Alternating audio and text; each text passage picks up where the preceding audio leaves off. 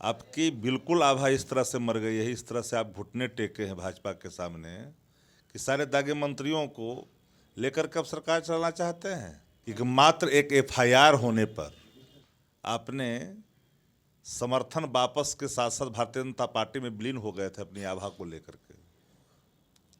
नीतीश जी कहाँ गई आपकी आइडियोलॉजी? नीतीश कुमार की चूंकि इतनी आभा डूब चुकी, इतनी आभा मर चुकी है कि चरण वंदना उनकी नियति बन गई है। कहीं प्रधानमंत्री की चरण वंदना, वो भी मिलने से इनकार कर रहा है प्रधानमंत्री भाई, जिसके प्रधानमंत्री जी मिलने से इनकार कर रहे हैं। अमित शाह जी जो गृह के मंत्री, वो मिलने से इनकार कर रहे हैं। ये तो उनके लगुआ बजुआ के आगे पीछे करते करते नीतीश कुमार ने अपनी पूरी राजनीतिक जीवन की सारी कमाई को तिलांजलि दे दी है। नमस्कार, न्यूज़ फॉर नेशन देख रहे हैं और मैं हूं आपके साथ रंजन सिंह।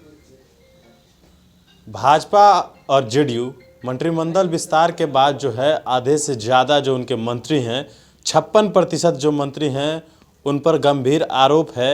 और हमारे साथ बातचीत करने के लिए आरजेडी के प्रवक्ता और पूर्व विधायक शक्ति जी हैं, हम इनसे जानते हैं। सर, एसडीआर की रिपोर्ट के मुताबिक 56% जो 57% मंत्री जो हैं वो आरोपी हैं और 93% जो मंत्री हैं वो करोड़पति हैं। देखिए, 30 मंत्रियों में 18 मंत्रियों पर गंभीर आरोप है। उसमें अति गंभीर आरोप आधा दर्जन मंत्रियों पर है।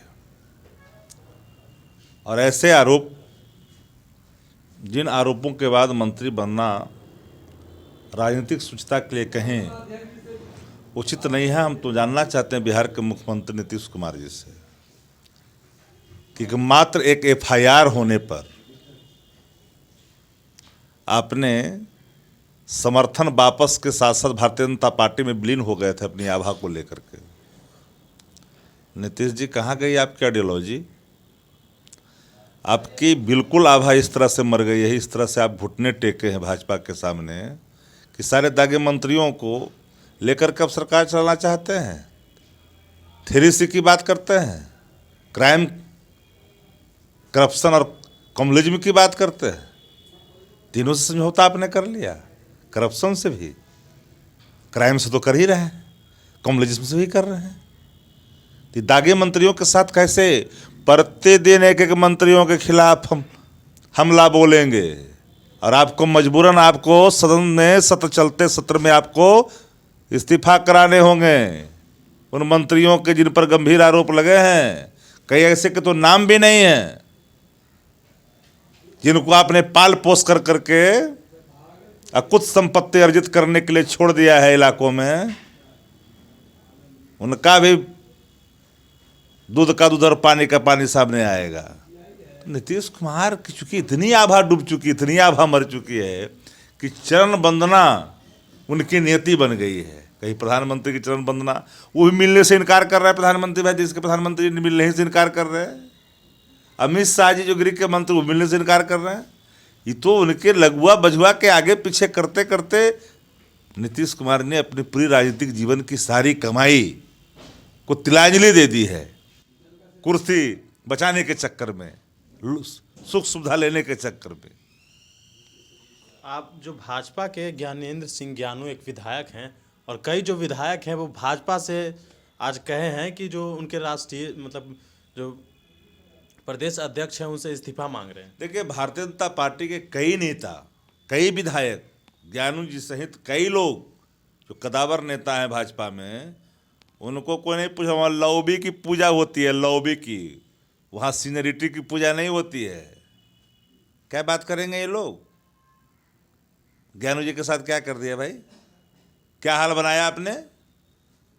पूरे भारतीय जनता पार्टी के अंदर कहीं न कहीं जो तम पायजार की स्थिति है, वो आक्रोश जब फूटेगा तो सैलाब लाएगा।